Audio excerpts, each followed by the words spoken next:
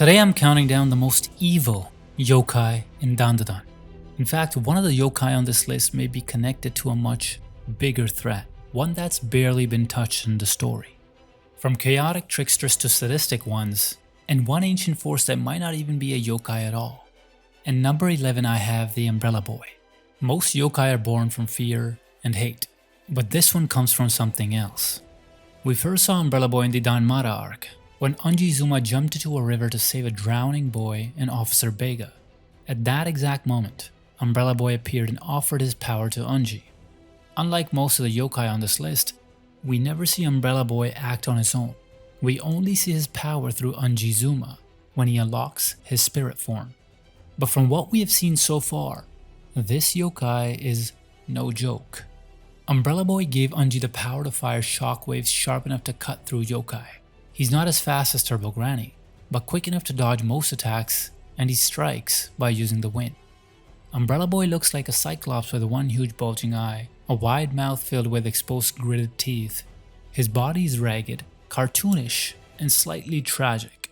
It looks as dangerous as any other yokai, but is actually not. Because before he became a yokai, he was just Futa, a sweet, innocent boy with a shaved head, who didn't have much, just his rain boots and a little umbrella, a gift from his mother after their father died. Futa loved them. He took them everywhere and promised never to let them go. Until one rainy day, the umbrella slipped from his hand. He chased it to the river, and just like that, in the river, Futa was gone. After that, he turned into a yokai, not because he held a grudge, but because he didn't want to leave his brother by himself. No one really knows how strong he truly is or how much stronger he could get. Turbo Granny calls him sweet, but even she knows when he's forced to fight, nothing can stop him, except maybe bedtime, since he's like 4. He has no hatred or thirst for revenge. Even after all these years, he's never hurt anyone. He only showed up when his brother needed help. He's not really evil, but he is still a yokai. And number 10 we have Hokkaido Yokai. Unlike Umbrella Boy, this Hokkaido is unpredictable. It could be the farthest thing from evil or the closest, and you won't know which one until you meet one. It has different powers and different purposes. Sometimes it's just a spirit, other times it's pure evil. And that all depends on where it came from and what happened to it. We first saw Hokkaido in chapter 93, when Okarun in his astral projection form got pulled into a spiritual space through a landline. Inside he found Seiko Ayase, already mid-fight against it. She tried to finish it quickly, but nothing worked. The yokai didn't even flinch. Only when Seiko used the sacred Ganzan Daishi charm, the kind meant for monsters like Turbo Granny, did she gain an edge. These Hokkaido yokai have a strange look, a body made of swirling black mist, held together by armor like metal, and at the center, a glowing core like something ancient and alive. They usually stay calm, watching you from afar, because their behavior depends on which part of Hokkaido folklore, or Ainu myth, they're tied to. Some are nature spirits, some are guardians, and some are something else entirely. One might protect a child from a falling yokai.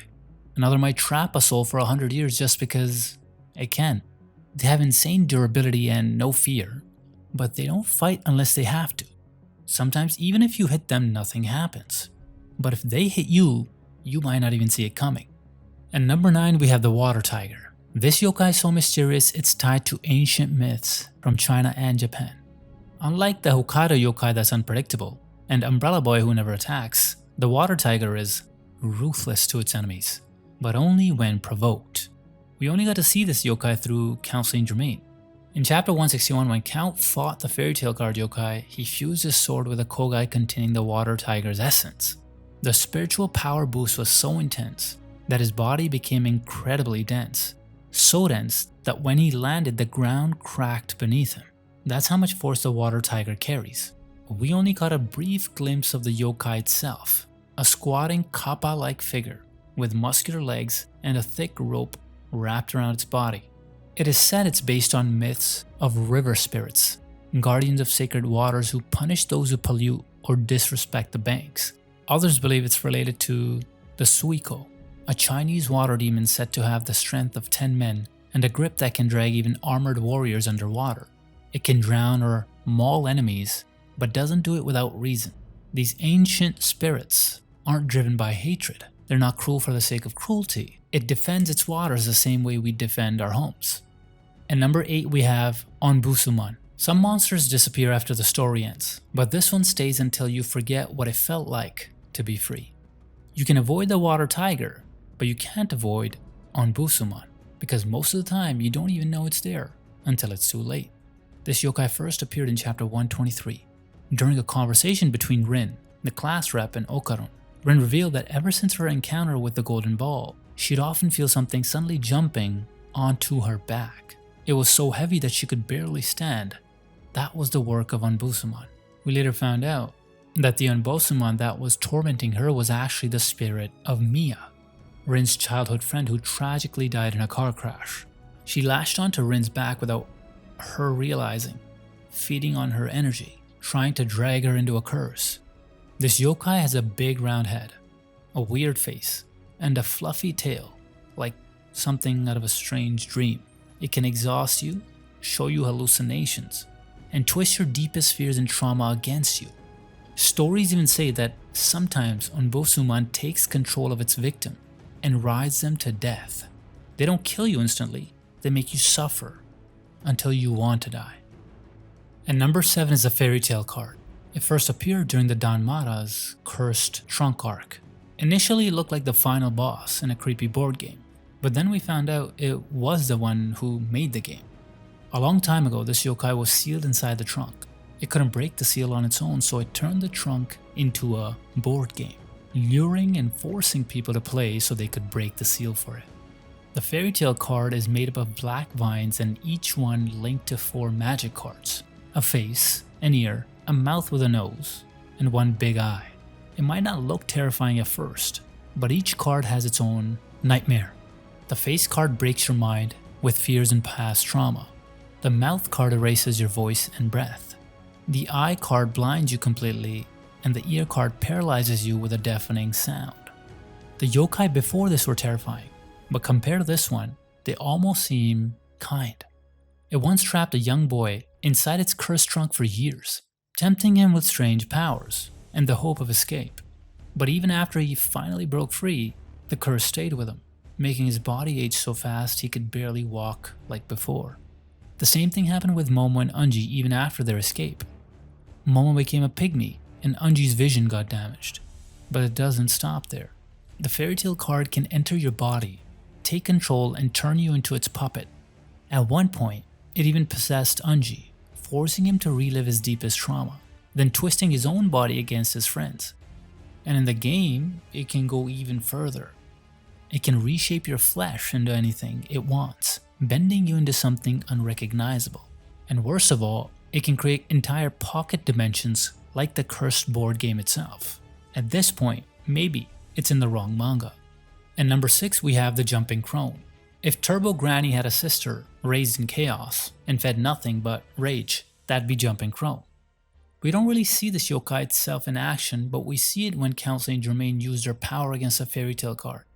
Later, Kami gained her power through an Ashura and used it to take a revenge on Okarun. It was a brutal fight. Kami in his spiritual form took on both Okarun and Kinta. Eventually, they pinned Kami down by disabling his legs because those legs are Jumping Crone's true weapons. She conjures magic platforms under her feet, letting her leap in midair, and can jump insanely fast and high, almost like she's got spring traps under her feet. With them, she builds speed, power, and chaos. The crone herself appears as a long-haired, barefoot old woman with a headband and tattered robes. She's a yokai driven purely by madness and bloodlust. She doesn't speak or feel empathy, only chaos and hunger for blood. There's a reason for that. The urban legend behind Jumping Crone is that she was once a lonely widow, cast out by her family and left to starve. Others claim she was a woman betrayed so cruelly in life, her rage kept her spirit tied to this world. Some believe meeting her gaze could curse your family for generations. Others say the bloodlust and the rage makes her come back again and again for its victim till they die. So it repeatedly targets people on the road, running past them, getting in their way, until they crash and die, and quickly moves on to her next victim. At number 5 we have the Black Hair Cutter. This yokai comes and goes so fast, I wonder why it's even in the show. The yokai before this had tragic stories or ancient myths. But this one has scissors and a serious problem with how you look. Black Hair Cutter also appeared for just a few seconds in chapter 161 when counseling Jermaine used its power. In that moment, it boosted his weapon's cutting power and unleashed black lightning. We didn't even see it fight, but that short glimpse was enough to show how dangerous it is. It looks like a dark creature with a round head and small eyes, a long tongue, and rows of razor-sharp teeth. Urban legends say it appears out of nowhere, silently slicing off people's hair or even their heads. It mostly hunts young brides or anyone who is about to start something new. Losing your hair like this isn't just embarrassing, it's a sign of a bloodless curse that brings broken engagements, sickness, or something even worse like your lifespan getting reduced. The Black Hair Cutter is obsessed with beauty and revenge against anyone with hair. It uses its own hair to stalk, haunt, and attack its victims. So even if it showed up for just a second, it's unforgettable, just like a bad haircut. And number 4 on this list we have Acrobatic Silky. You think Busuman are possessive, but this yokai would make an Busuman look like a green flag.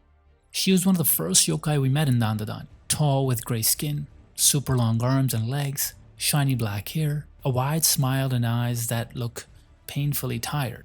But before she turned into a yokai, she was kind and a gentle mom who only wanted to protect her daughter.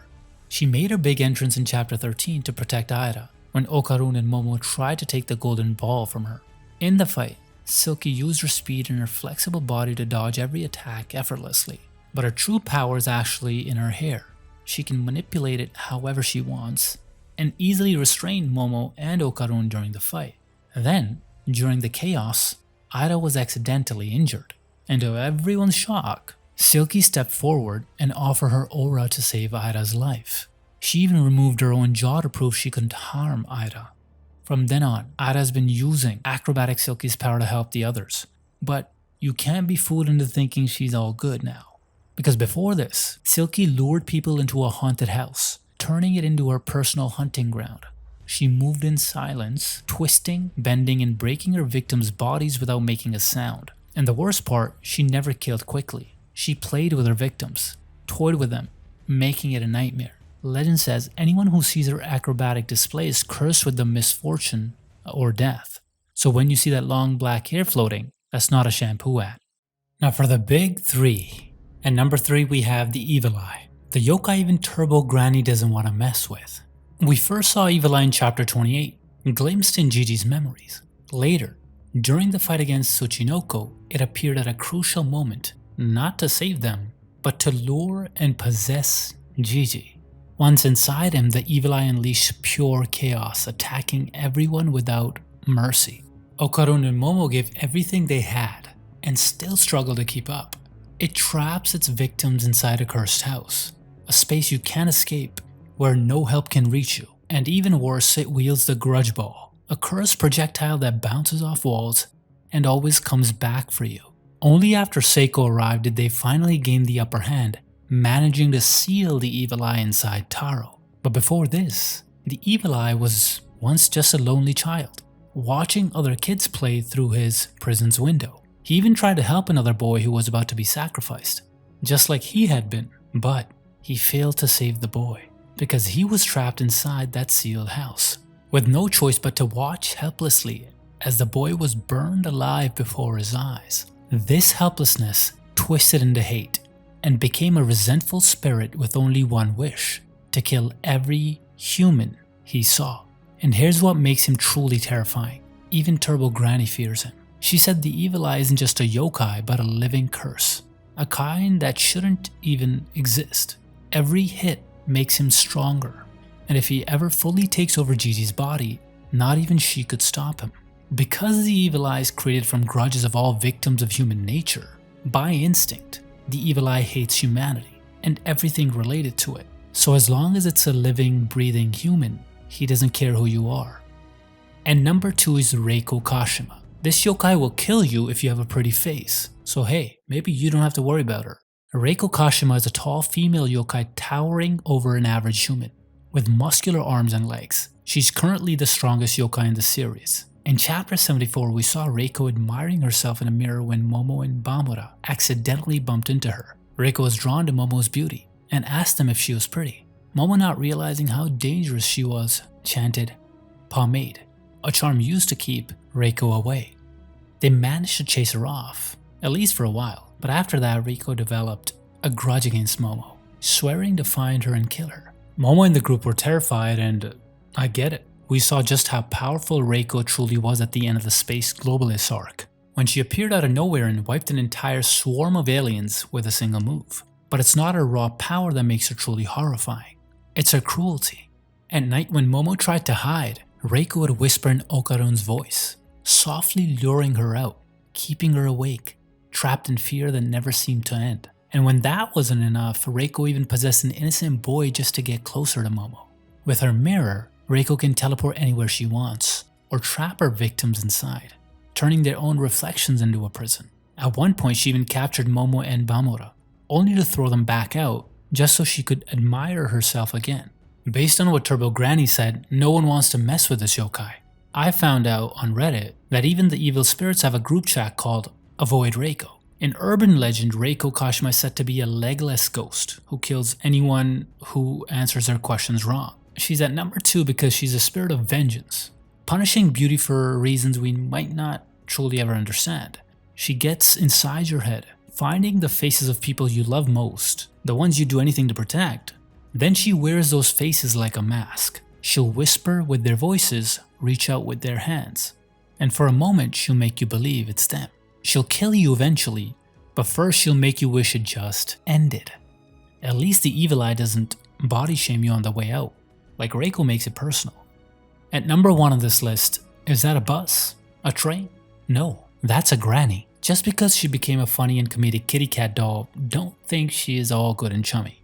Before she met Okarun and the gang, she had a whole different personality that we don't see now. She was the very first yokai we met in the series, and right from the start we saw how territorial she was. She'll attack anyone who dares enter her domain, and there she's at her strongest. We saw that when she manipulated her surroundings, summoning ghostly hands from walls and floors to trap Momo and Okarun as they try to escape. She's fast, but she can also teleport through phones, like she did in the first arc, haunting Momo. Turbo Granny can merge with or possess any living body.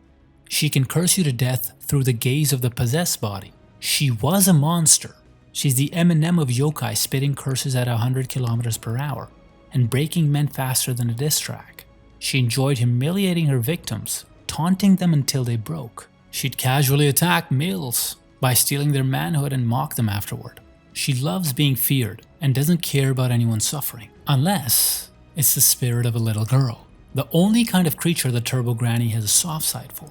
She doesn't just torment you physically, she breaks you mentally too, and she enjoys it. Turbo Granny's the most evil yokai, and humans are the only ones defending against all these creatures. Let me tell you about the strongest humans in Dandadan.